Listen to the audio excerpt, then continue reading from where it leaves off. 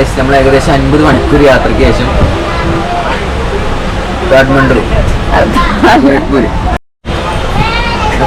അപ്പോൾ ഗൈസ് നമ്മളിതാ ഏകദേശം 50 മണിക്കൂറിന് ശേഷം ഗോരഖ്പൂർ എത്തിക്കാണ്. നമുക്കിവിടെ ഇവിടുന്ന് പോകേണ്ടത് നേപ്പാളിലാണ്. ഇതിൽ കുഴപ്പമൊന്നും നല്ല ട്രെയിൻ അവസ്ഥകളൊക്കെ സെറ്റ് ചെയ്യുന്ന ഒരു ഇതാക്കി അവിടെ ഉണ്ട്. അപ്പോൾ ഞങ്ങൾ ഗോരഖ്പൂർ എത്തിയിട്ട് വേണം പിന്നെ നമുക്ക് സുനോലി ബോർഡർ വഴി നേപ്പാൾ എത്താൻ. ഒന്നെങ്കിൽ സുനോലി ബോർഡർ എത്തിക്കഴിഞ്ഞാൽ കാഠ്മണ്ഡിലേക്കോ അല്ലെങ്കിൽ പോക്കറയിലേക്കോ പോകും. എങ്ങനെ പോകാമെന്നൊന്നും ഇതുവരെ പ്ലാനിങ് ആയിട്ടില്ല. അങ്ങനെയാണ് സംഭവം.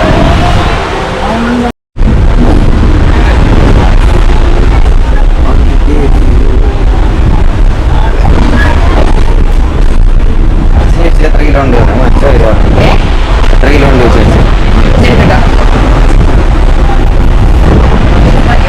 ഞാൻ നോക്കണ്ട, വേഗം കൊടുക്കട്ടോ.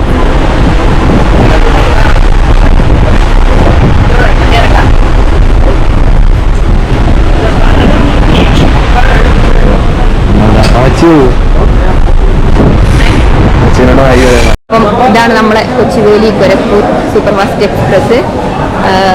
ഞാൻ അവിടെ എത്തിയിട്ടുണ്ട്. ഇവിടെ ഞങ്ങളവിടെ എത്തിയിട്ടുണ്ട് ഏകദേശം. ഇപ്പം എങ്ങനെയാണ് എന്താണെന്നുള്ളത് വലിയ പ്ലാൻ ആയിട്ടില്ല.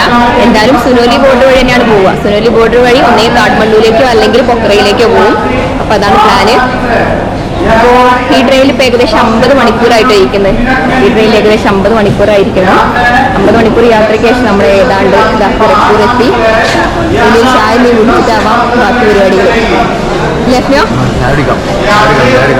ലഗേജ് അത്യാവശ്യം കൂടുതലാണ്. എന്തായാലും നോക്കട്ടെ.